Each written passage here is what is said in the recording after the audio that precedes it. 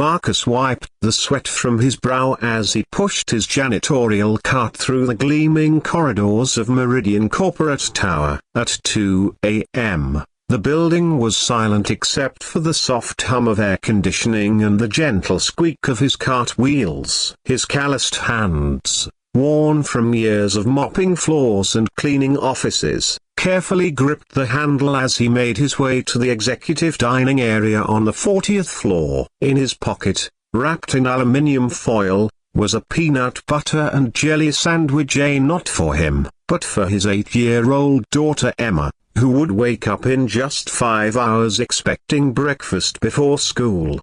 The sandwich represented more than just a meal. It was made from the last slice of bread in their apartment, spread thin with the final scrapes of peanut butter from a jar he'd been stretching for 3 days. Marcus had skipped dinner again, telling Emma he'd already eaten while she was at her friend's house. The familiar gnaw of hunger in his stomach had become as routine as his midnight cleaning shifts, but seeing Emma's bright smile each morning made every sacrifice worthwhile. As Marcus entered the executive break room, he noticed something unusual. 2 elderly figures sat huddled together on the leather couch near the floor-to-ceiling windows overlooking the city. The woman's silver hair caught the moonlight streaming through the glass, and her husband's weathered hands trembled slightly as he held her close. They looked out of place in the pristine corporate environment, their modest clothing contrasting sharply with the polished marble and mahogany surroundings. "Excuse me," Marcus called softly, not wanting to startle them. "The building's closed." "You folks okay?" The woman looked up with tired, watery eyes. "Oh, dear, we're so sorry. We got turned around leaving my husband's doctor's appointment. The security guard said we could wait here until our son picks us up. But," she glanced at her phone with a worried expression, "he's not answering. We've been here for hours." Marcus noticed how the man's hands shook more violently now, and the woman kept checking a small pill organizer. The fluorescent lights revealed the exhaustion etched deep in their faces, the kind that comes from carrying burdens far heavier than age alone.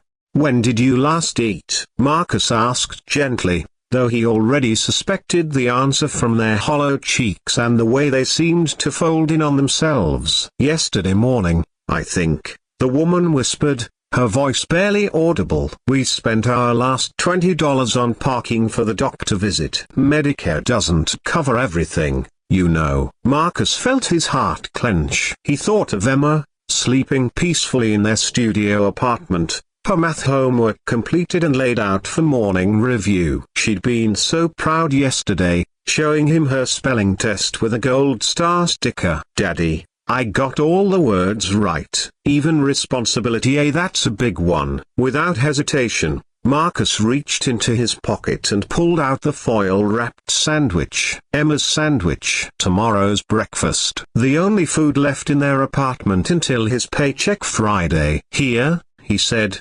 unwrapping the sandwich and placing it on the coffee table. "It's not much, but it'll help." The couple stared at the simple sandwich as if he'd offered them a feast. "Oh no, we couldn't," the woman protested, even as her husband's eyes fixed hungrily on the food. "You need this for yourself." "Please," Marcus insisted, tearing the sandwich in half and placing each piece on napkins from his cart. "My daughter always says sharing makes food taste better anyway." What Marcus didn't notice was the security camera's red blinking light in the corner of the room, or the fact that someone else was in the building at that unusual hour. 3 floors up, Margaret Chen, CEO of Meridian Industries, sat in her corner office reviewing quarterly reports. She'd been pulling all-nighters trying to save the company from potential layoffs, and had witnessed the entire interaction through the building's security monitor system. Margaret had built her empire from nothing, starting as a minimum wage employee herself 30 years ago. She understood the weight of sacrifice, the ache of choosing between needs when resources ran thin. But watching Marcus, a man she'd never met who cleaned her building each night, give away what was clearly his only meal to strangers, stirred something deep within her that spreadsheets and profit margins never could. The elderly couple ate slowly, savoring each bite while talking with Marcus about their lives. The woman, Dorothy, had been married to her husband Frank for 52 years. Frank had worked construction until arthritis crippled his hands, and now medical bills consumed their social security checks. Their son lived across the country and rarely called, leaving them to navigate the overwhelming healthcare system alone. Marcus listened intently, sharing stories about Emma's school achievements and her dream of becoming a teacher. He spoke about working double shifts to afford her art supplies, about walking 20 blocks to save on bus fare so she could take piano lessons at the community center. His love for his daughter illuminated every word, casting warmth throughout the sterile corporate environment. As dawn approached, Dorothy and Frank's son finally arrived, full of apologies and excuses. Before leaving, Dorothy pressed Marcus's hands between her own weathered palms. "You have the heart of an angel," she whispered. "Your daughter is blessed to have such a father." Marcus finished his shift as the sun rose over the city skyline, his stomach empty but his heart full. He rode the bus home, already planning how to stretch their remaining groceries until Friday. Emma would understand if breakfast was just toast today, as she always did. But when Marcus arrived at work the following evening, he found Margaret Chen waiting by his janitorial cart. "Marcus Rodriguez?"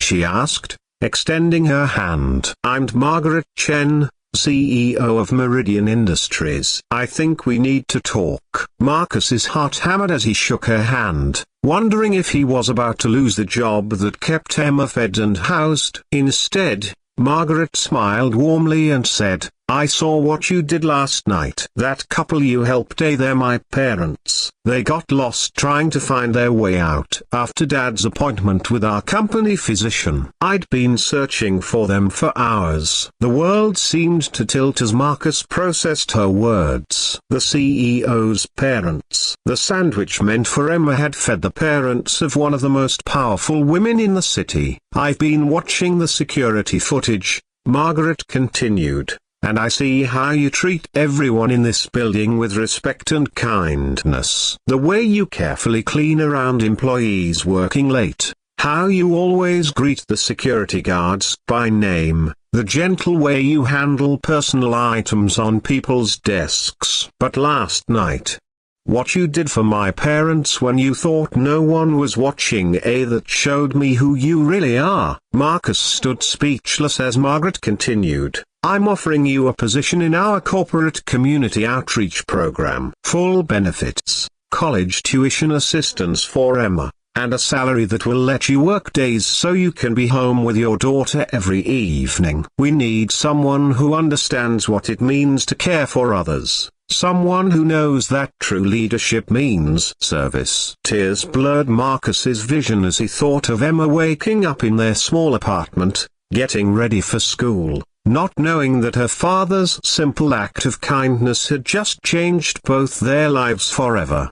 "There's one condition," Margaret added with a knowing smile. "Every Friday, our company cafeteria prepares meals for local families in need. I'd like you to help coordinate that program. After all, you clearly understand that sharing makes everything taste better." As Marcus nodded through his tears, he realized that the sandwich he'd given away had returned to him multiplied 1,000-fold, not just in opportunity, but in the reminder that compassion, no matter how small, creates ripples that can transform lives in ways we never imagine.